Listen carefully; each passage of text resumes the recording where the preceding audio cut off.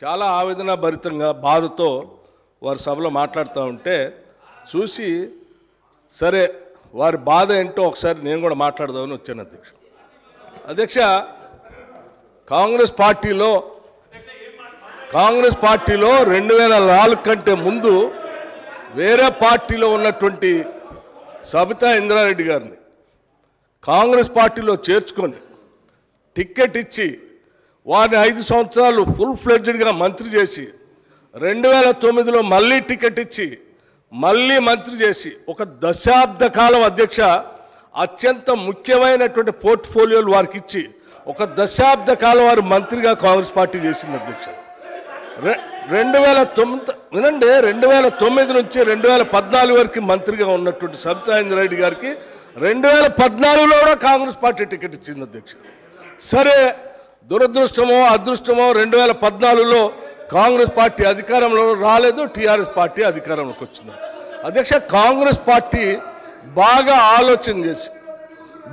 ఆలోచన చేసి ఈ రాష్ట్రంలో తెలంగాణలో కాంగ్రెస్ పార్టీ లెజిస్లేచర్ పార్టీ నాయకుడిగా ఒక సిఎల్పి లీడర్గా ఒక ఎల్ఓపిగా ఈ సభకి ప్రతిపక్ష నాయకుడిగా కాంగ్రెస్ పార్టీ పెద్ద హృదయంతో నన్ను ఆ రోజు ఎల్ఓపిగా నిర్ణయించింది అధ్యక్ష.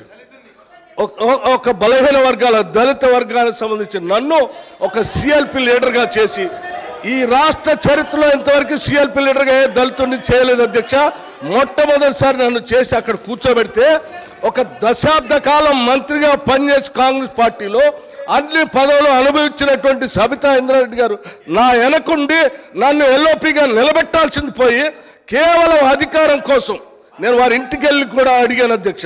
నాతో పాటు అనేక మంది నాయకులను తీసుకొని పోయి అమ్మ ఎల్లబాకండి, మీరు పోతే ఎల్ఓపి స్టేటస్ పోతుంది, కాంగ్రెస్ పార్టీ పరువు పోతుంది, 10 సంవత్సరాలు మీరు మంత్రిగా అనుభవించారు, మీరు ఇప్పుడు కూడా ఎమ్మెల్యేగా ఉన్నారు, కాంగ్రెస్ పార్టీ మీకు ఏం తక్కువ చేయలేదు, మీకు ఇంకా కావాలంటే ఇంకా చాలా చేస్తుంది, చివరికి మీ అబ్బాయికి పార్లమెంట్ సీటు కూడా కాంగ్రెస్ పార్టీ ఇచ్చింది, చేయబాకండి అని పదే బతిలాడితే వారు చేసింది ఏంది అధ్యక్ష?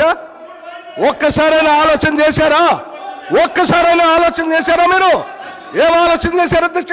నీ అధికారం కోసం, మీ స్వార్థం కోసం కాంగ్రెస్ పార్టీ నిర్ణయం కాదని ఈ రాష్ట్ర చరిత్రలో ఎవరిని చేయలేకుండా నన్ను సిఎల్పి లీడర్గా చేస్తే అది లేకుండా చేయటం కోసం వదిలిపెట్టిపోయి టీఆర్ఎస్ పార్టీలో చేరినటువంటి వారు ఇవాళ బాధపడుతూ మాట్లాడుతున్న ఆవేదన చెందుతున్నా అంటే ఆవేదన చెందాల్సింది ఎవరు అధ్యక్ష? నేనా, కాంగ్రెస్ పార్టీ, లేకపోతే ఈ రాష్ట్రంలో ఉన్నటువంటి ప్రజాస్వామ్యవాదుల ఎవరు అధ్యక్ష బాధపడాల్సింది? వారా? ఇంకా ఏం ముఖం పెట్టుకొని ఈ సభానాయకుడిని రేవంత్ రెడ్డి గారిని ముఖ్యమంత్రి గారిని పట్టుకొని ఇంకా మాట్లాడుతున్నారు? దేనికి మాట్లాడుతున్నారు అధ్యక్ష? ఏం చేశారని, ఏం గొప్పలు సాధించారని, ఏం చేశారని? పార్టీలు మారి పరువు తీసి మొత్తం ప్రజాస్వామ్యాన్ని కూలి చేసింది కాకుండా ఇంకా మాట్లాడుతూ ఉన్నారు, ఆవేదన చెందుతున్నారు, బాధపడాల్సింది ఎవరు అధ్యక్ష? ఇది కాదు, బాధపడాల్సింది మీరు.